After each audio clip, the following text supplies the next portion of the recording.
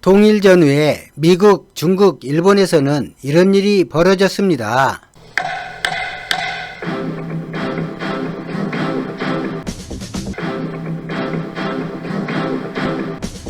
자신을 공격하기 바쁜 상무위원들의 시진핑은 제대로 화가 치밀어 올랐습니다.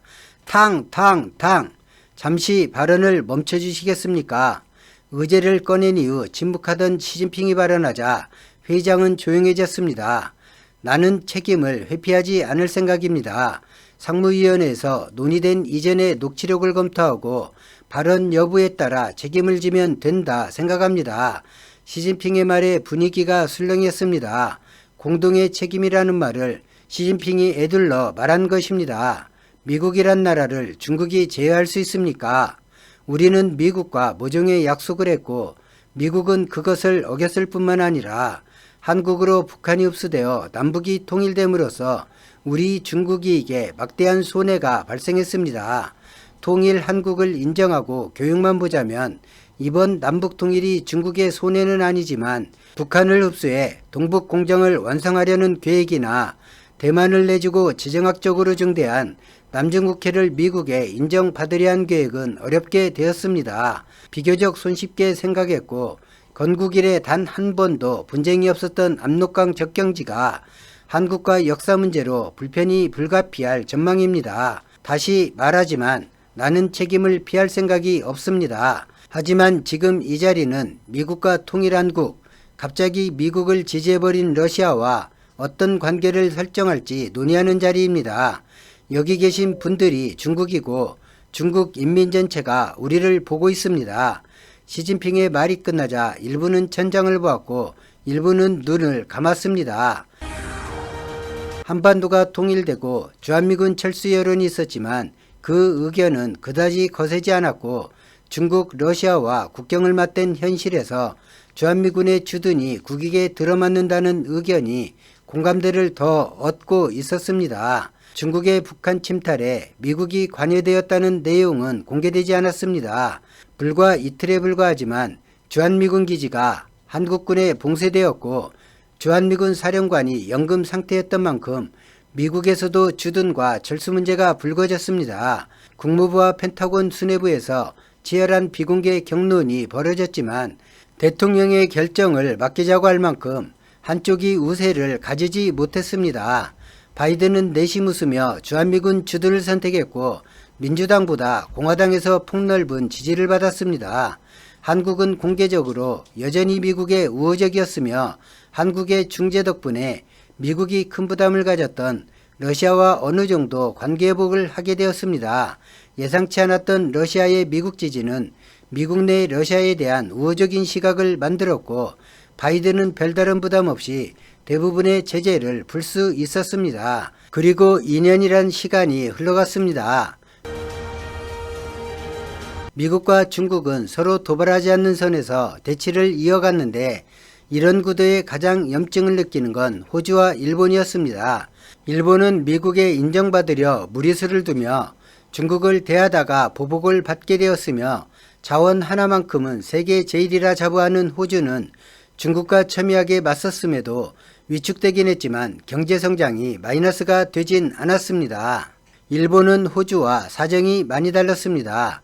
2020년 코로나가 발생한 이후 세계 주요국이 침체한 경제를 플러스로 전환시켰지만 중국으로부터 본격적인 보복을 당하기 시작한 일본은 연 2~3%의 마이너스 성장을 거듭하고 있었고 GDP가 조금 상승했을 뿐인 독일에 G3 자리를 위협받게 되었습니다. 오랫동안 중소기업 강국으로 자리했던 전통은 이어지는 마이너스 경제성장에 수년 사이 3분의 1 정도 중소기업이 무너져서 회사채 매입으로 기업도산을 막으려던 일본 중앙은행도 한계를 보이기 시작했습니다. 일본인들이 그토록 자부하던 내수시장이 극심한 침체에서 벗어나지 못하게 되었습니다.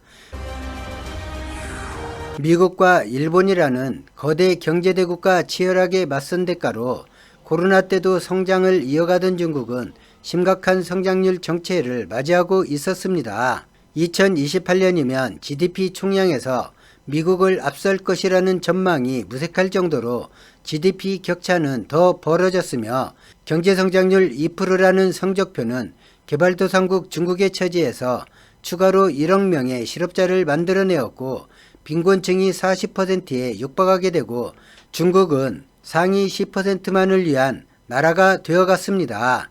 제한 없는 자금 지원을 받아 국유기업들은 명맥을 이어갔지만 저가형 상품을 제조하던 전체 85%의 기업들은 경기 침체에 살아남기 위해 제품의 질은 도외시하고 치열한 가격 경쟁을 할 수밖에 없었는데 이런 경쟁은 중국 산업 자체 경쟁력을 심각하게 위협하는 수준으로 변해갔습니다.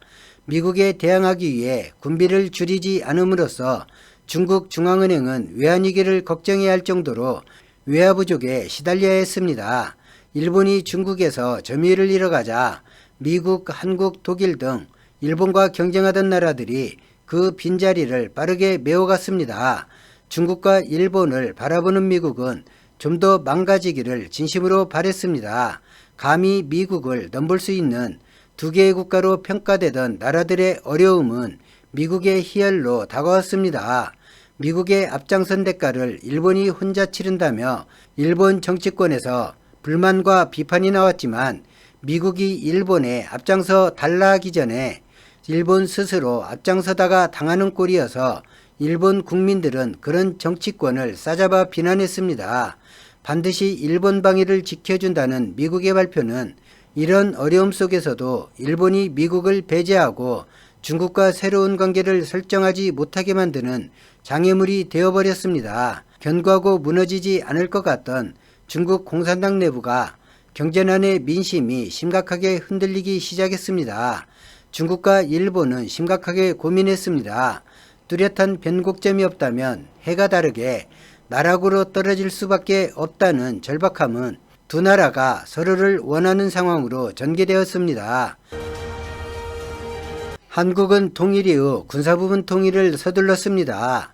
90여 척에 이르는 북한 잠수함 중 업그레이드가 불가능한 11척의 잠수함은 폐기하고 80척을 개량을 하게 되었습니다.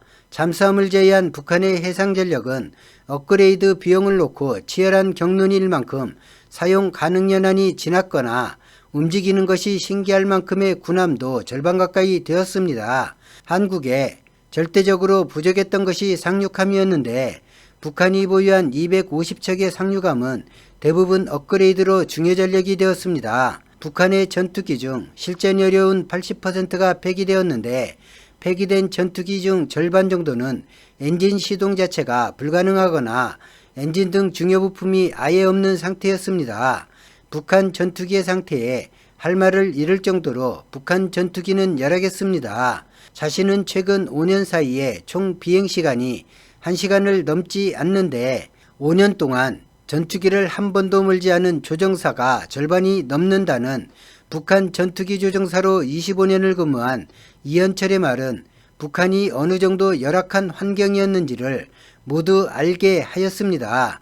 북한에도 공수여단, 해병대 등 특수부대가 존재했는데 국군 특전사령관이 이들을 평가한 결과 남한의 특수부대야 뒤지지 않는다고 평가했습니다. 이 평가에 따라 군복무를 희망하는 북한 특수부대 희망자는 국군 특수부대로 전원이 흡수되었습니다. 미국과 중국, 일본이 비대해지는 한국군의 전력을 지켜보았고 중국은 압록강 접경지에 병력을 증강했으며 일본은 특수부대 전력에 투자하려 했지만 모병제로 운영되는 탓에 지원자가 없어 특수부대 증원이 중단되었습니다. 일본에서 고노다로가 새로운 총리로 선출되었고 위기를 돌파하려 처음으로 정적을 숙청한 중국에선 시진핑이 세 번째 연임되었습니다. 한국에선 동일이라는 프리미엄에도 불구하고 불과 40만 표 차이밖에 나지 않는 결과로 민주당이 정권을 간신히 지켰습니다.